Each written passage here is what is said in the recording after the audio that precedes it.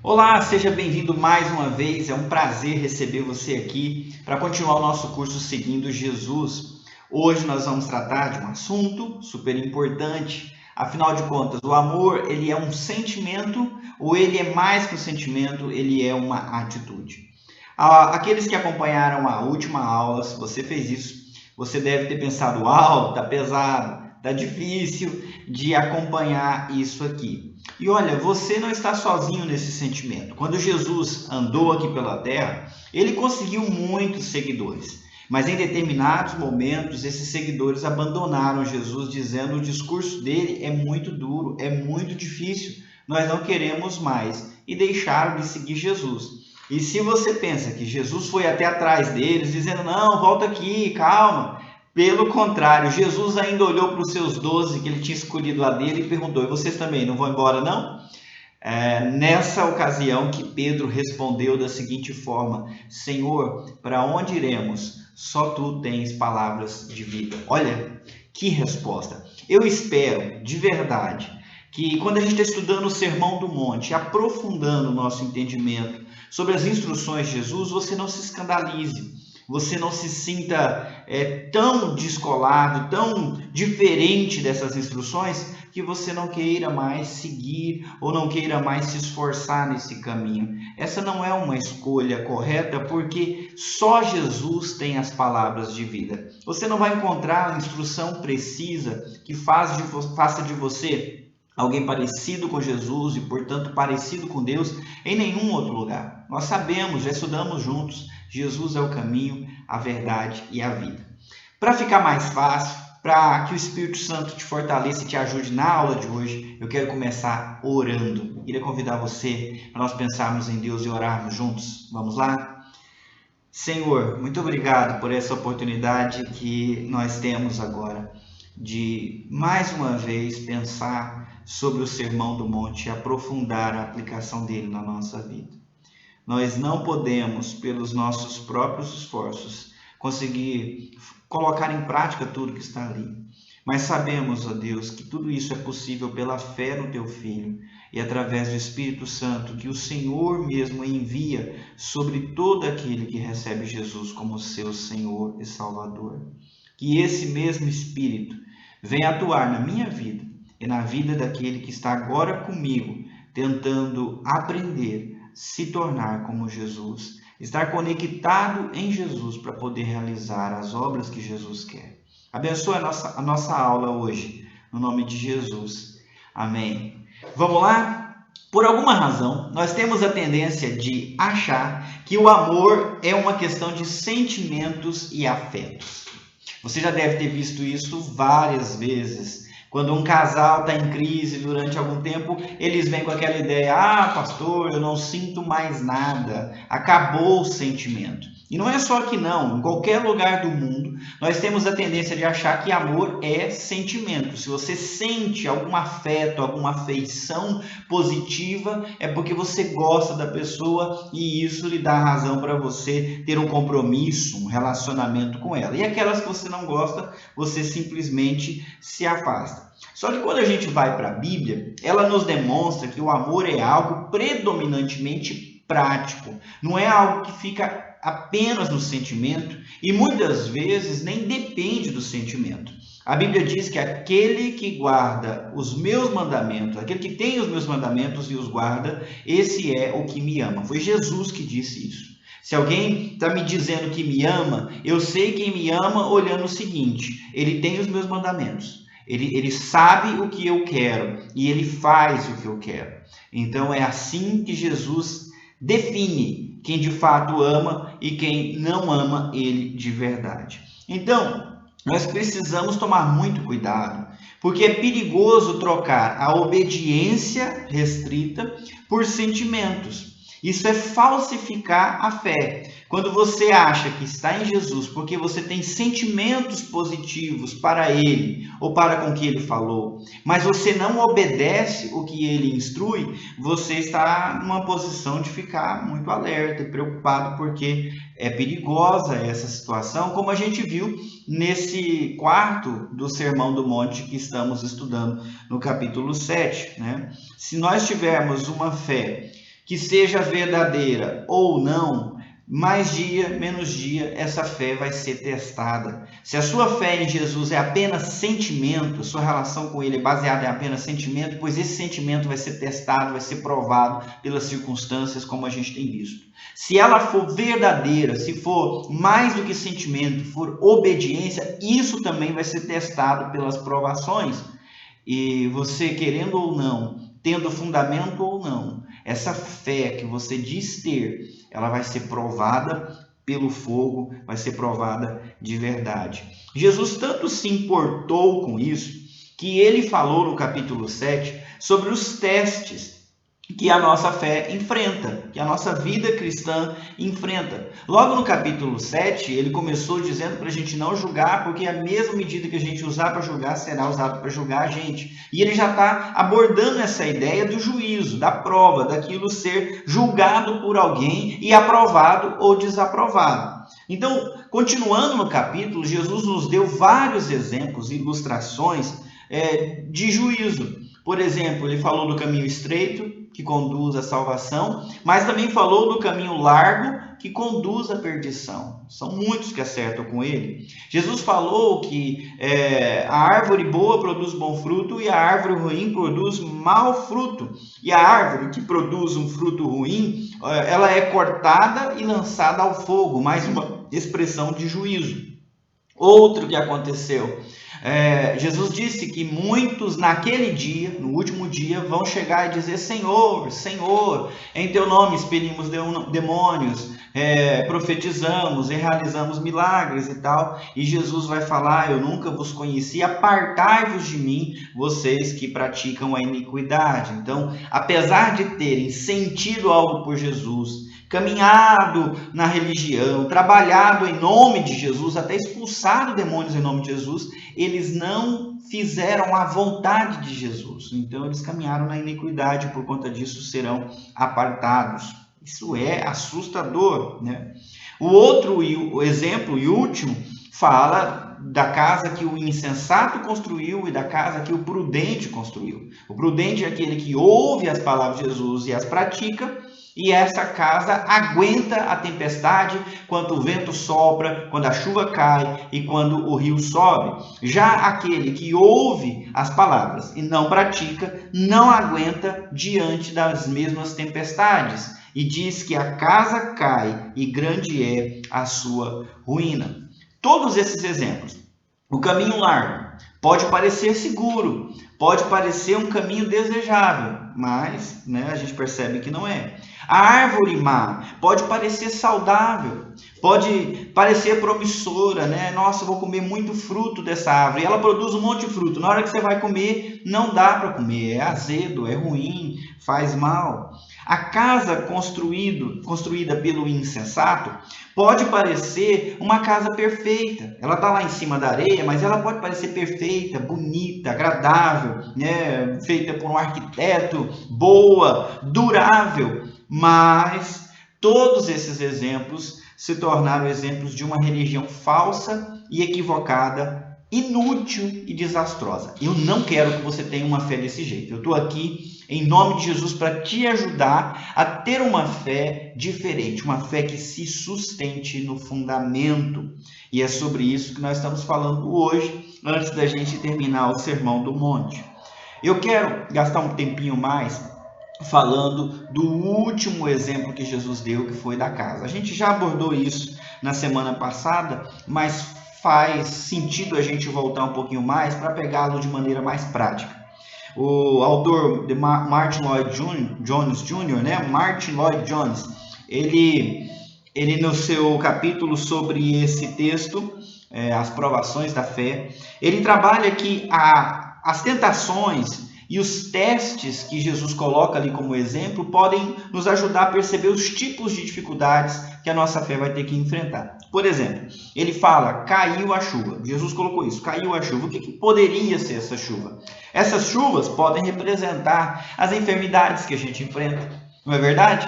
Você diz que está em Jesus, mas aí um dia você cai doente, ou alguém que você ama cai doente, e aí você vê a sua fé balançar. Você pode cair em crise e pensar: Deus, o Senhor tinha que me proteger. Deus, será que eu pequei e agora o Senhor não me ama mais? Então, a tua casinha começa a tremer quando a chuva desce, por exemplo, a chuva da enfermidade. Outro exemplo, perda. Ninguém gosta de perder nada, perder um emprego, perder um ente querido, perder reputação. Ninguém gosta de perder, a gente gosta de achar. De perder a gente não gosta. Mas quando a gente perde, isso se torna, sim, teste para a nossa fé. Para nossa fé, demonstrar se ela é verdadeira ou falsa. Outra coisa, desapontamento. Você já passou por algum desapontamento na sua vida? Se você não passou, você é um sortudo, porque nós passamos por desapontamentos desde a nossa infância.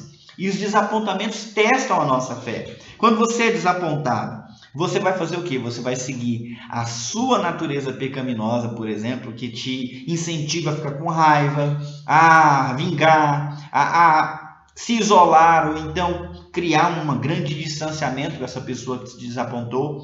E se você vai para Jesus, o Sermão do Monte que a gente já estudou com muita calma, Jesus diz para quê? Para você amar, mas não só os seus amigos, amar também os seus inimigos, orar por aqueles que estão te perseguindo, para você continuar tentando ser útil e sempre lutar pelo bem, até dos teus desafetos e daqueles que te decepcionaram. Aí, para poder fazer isso, você tem que ter uma fé que obedece e não só uma fé que sente alguma simpatia por Jesus. O amor leva à obediência e o desapontamento acaba se tornando um pouco dessa chuva que assola. Isso acontece, gente, com quem é de Jesus e com quem não é de Jesus. Todas as pessoas passam por esse tipo de luta e dificuldade, né? Quando algo sai errado na sua vida, é mais um exemplo disso. Algo naquilo que você estava se apoiando e de repente entra em colapso diante dos teus olhos e a sua fé balança. Isso pode ser a chuva. Agora, Jesus falou também que transbordaram os rios, houve uma inundação que deu contra aquela casa. E essa inundação pode representar muito bem o mundo, a sua cultura, os seus padrões, o seu jeito de ser. O mundo, mundanismo mesmo, não o mundo, as pessoas, mas a cultura mundana que rege o nosso mundo. Isso, para quem decidiu seguir Jesus, muitas vezes é como uma inundação. E uma inundação, ela pode vir de duas maneiras. Ela pode vir devagarzinho, subindo, inundando tudo. A gente fica só olhando, né? A água subindo. É até algo que nos atrai, né? As forças da natureza agindo no vulcão, numa chuva. A gente fica curioso, a gente fica impressionado assistindo. Assistiu inundação também. Só que é um perigo você ficar ali assistindo, daqui a pouco a tua casa está debaixo da água, você nem viu, nem fez nada para protegê-la. Então o mundo pode ser assim, algo que vai inundando a gente de uma maneira sutil, né? Meio que nos deixando inebriados.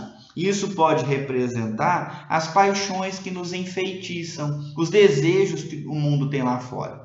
O apóstolo João escreveu na sua primeira carta para nós não amarmos o mundo, nem as coisas que há no mundo. Porque aquilo que há no mundo, ele explica o que há. Não tem a ver com música, não tem a ver com os atos. Ele fala de cobiça da carne, cobiça dos olhos e a soberba da vida, que são coisas que a gente nutre no nosso coração e tenta satisfazer com as coisas que o mundo oferece. Esse tipo de cobiça, de desejo, e nós vamos atrás, é como uma inundação que vai enchendo a nossa vida de sujeira e destruindo tudo pela frente. Mas pode ser que o mundo ataque como uma inundação que vem de uma vez, né? Que vem levando tudo. E isso acontece especialmente em tempos de perseguição. Nós não vivemos isso ainda, podemos viver, né? A Bíblia fala que haverá grande perseguição nos últimos dias. Mas alguns irmãos que compartilham a fé conosco estão sofrendo perseguição nesse momento ao redor do mundo. E para eles é como uma grande inundação. O mundo não quer saber deles, quer varrer eles da história. E isso é um teste de fé imenso. Eles permanecem fiéis a Jesus ou não permanecem? Isso está testando a fé. Voltando. O terceiro exemplo, Jesus fala: sopraram os ventos.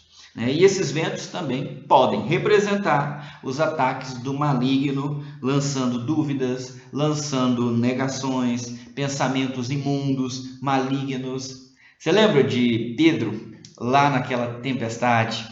Eles estavam tentando cruzar o lago, Jesus ficou lá na terra orando, e no meio da madrugada Jesus foi encontrar com eles andando por sobre as águas. E eles estavam lá perdidos no meio daquilo, já com medo de ir a pique, de naufragar, e viram o vulto de Jesus vindo. Eles ficaram morrendo de medo e falaram: é um fantasma, é um fantasma.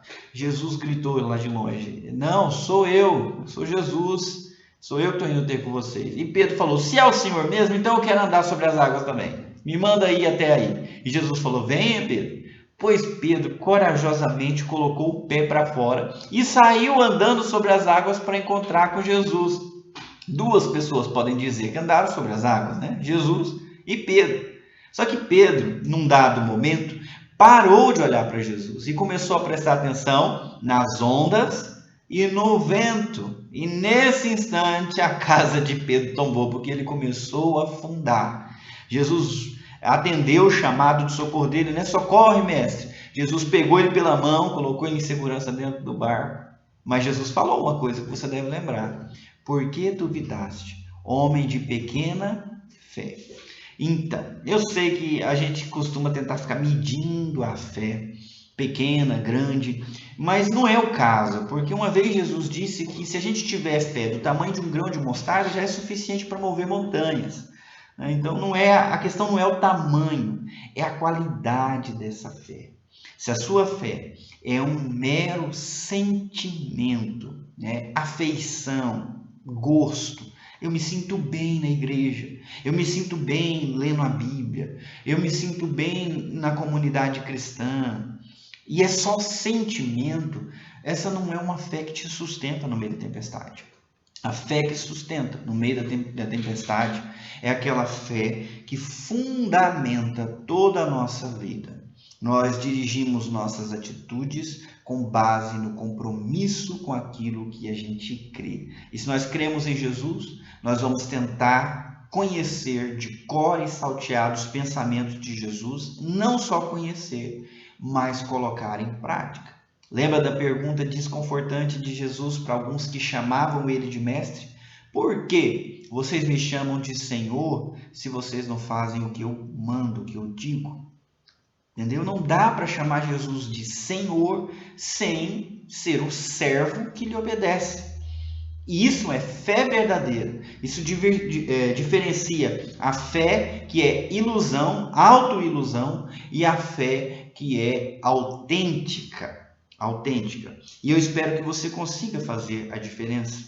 Nos textos que você estudou nessa semana, você viu o Salmo 112, como é feliz aquele que teme ao Senhor e que tem prazer nos seus mandamentos. A pessoa abençoada, como Jesus falou, bem-aventurada, é aquela que ama o reino de Deus. E para entrar no reino de Deus, fez um caminho bem distinto, um caminho de auto-humilhação, de arrependimento, um caminho de mansidão, ou seja, de sujeição a Deus, de abraçar a misericórdia, se tornando também misericordioso, pacífico, com fome e sede de justiça, ok? A gente viu tudo isso. É esse o nosso caminho, e esse caminho não dá para você falsificá-lo. Ou você vive ele, ou você não vive. E o sentimento não serve no lugar, ok? Por mais que seu sentimento seja sincero, não serve no lugar. Jesus quer obediência. E são os que o obedecem que de fato provam que estão nele. Eu não quero deixar você desconfortável. Eu quero que você avalie a qualidade da tua fé como eu estou avaliando a minha. O mundo nesse momento está precisando de gente que vive uma fé em Cristo autêntica e não apenas de sentimento, porque senão nós vamos ser varridos junto com eles nas confusões, nas dificuldades, nas provações, nas epidemias, e nós precisamos ser diferentes. O texto que você precisa decorar nessa semana, o versículo é justamente João 14, 21. Aquele que tem os meus mandamentos e os guarda, esse é o que me ama. E aquele que me ama será amado por meu Pai, e eu também o amarei e me manifestarei a eles.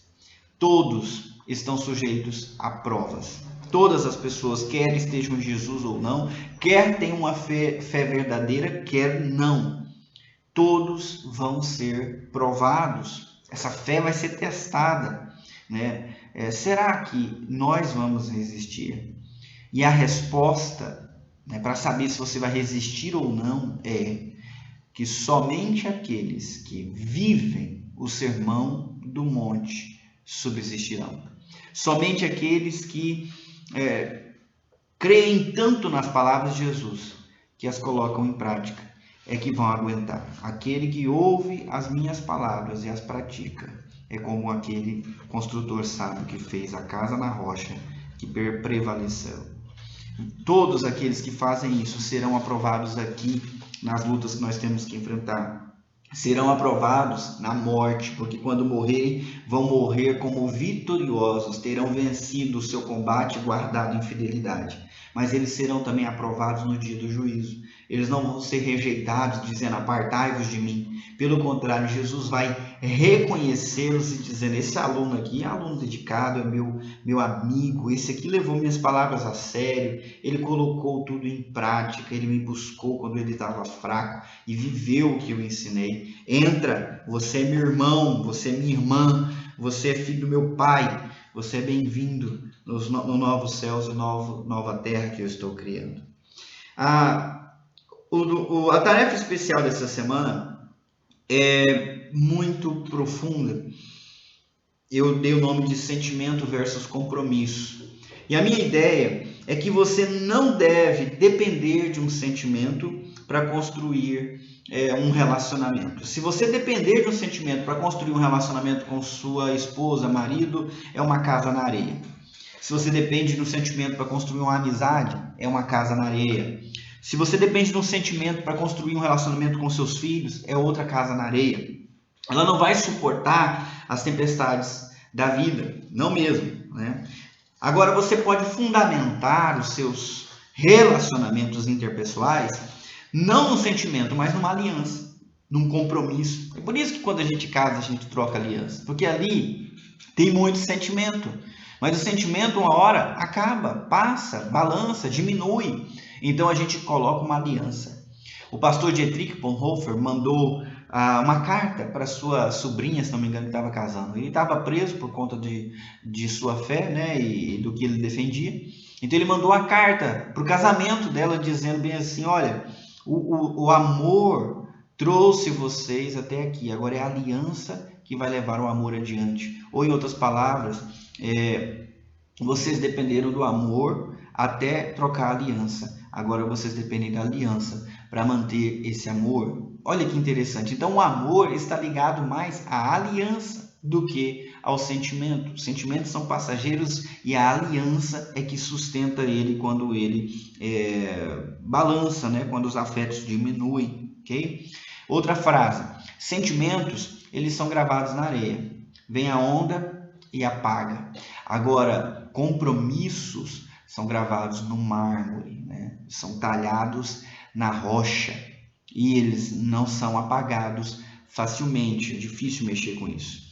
Então vamos lá, para você descobrir se você está talhando seus compromissos, seu relacionamento na areia ou na rocha. Perguntas bem difíceis. Seu amor por Deus é baseado em sentimentos ou em compromisso? Cuidado com a resposta. Seja sincero, porque você pode até enganar a si mesmo, mas não engana Deus. Seu amor pelo cônjuge é baseado em sentimentos de afeição ou em uma aliança assumida espontaneamente? Você quer continuar do lado porque você escolheu e essa escolha é definitiva para o resto da sua vida. Ok? Mantenha-se firme. Outra pergunta. Seu amor pela família depende do que você sente por ela ou de um compromisso pessoal que você assumiu de amar?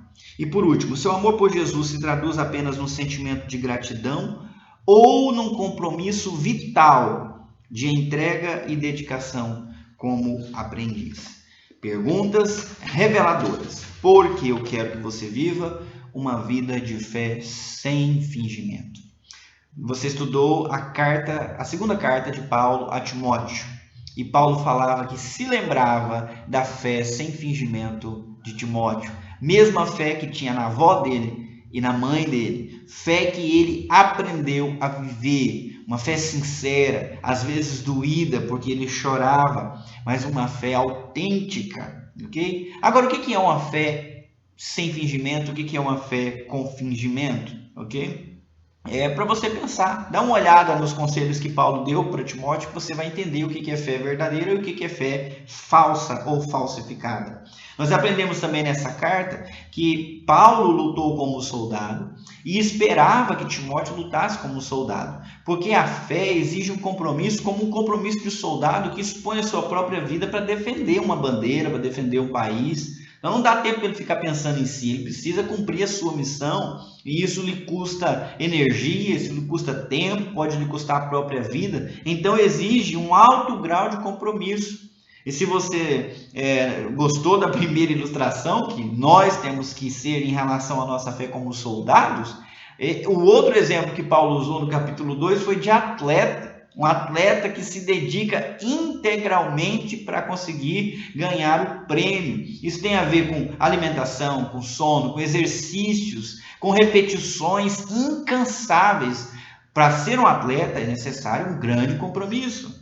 E por último, ele deu também o exemplo do lavrador. Nós não sabemos o que é lavrar uma terra, mas já vimos por aí que quem vive na zona rural, sem aquele monte de máquinas para facilitar o trabalho, pena muito, precisa acordar cedo, precisa trabalhar, precisa lavrar a terra, cuidar dos animais, é bastante trabalho e exige compromisso. Se ele der relaxo, ele perde o tempo e ele não consegue ter sucesso, porque é um tipo de vida que exige muito compromisso também, assim como a vida cristã. Nós aprendemos no capítulo 3, que devemos evitar um monte de coisas e abraçar a escritura, porque ela é útil para o nosso crescimento. Muita gente discute um monte de coisa lá fora, um monte de confusão, um monte de gritaria, um monte de mito, um monte de ideia, de conspirações. Isso é distração. Nós devemos entender, como Paulo disse para Timóteo, que a Sagrada Escritura é útil para que você seja aperfeiçoado e capacitado para fazer toda boa obra. Olha aí, mais uma vez, compromisso com a palavra, compromisso com as instruções. Por último, 2 Timóteo capítulo 4, Paulo demonstra toda a sua firmeza. Ele fala, eu já estou terminando a minha carreira, eu combati já o combate e tal, mas ele diz, eu estou firme em Jesus. E essa firmeza, ela se expressa no fato de que muitos o abandonaram. Ele foi para o julgamento sozinho, ele mesmo teve que fazer sua defesa, não tinha nem advogado, coitado. Mas ele diz assim, mas Deus estava comigo e ele vai me proteger de todo ataque maligno até o último dia. Eu vou vencer em Jesus. Olha a firmeza de Paulo. E ele incentiva Timóteo a ser firme assim, a continuar firme e não abandonar a mensagem do Evangelho e a vida cristã. Então, é isso que eu quero deixar para você hoje e eu espero que você aproveite ao máximo. Eu te amo, quero muito, muito mesmo, crescer em Jesus e que você cresça junto comigo. Então, é um prazer ter você. Não se sinta pesado, não se sinta pesado.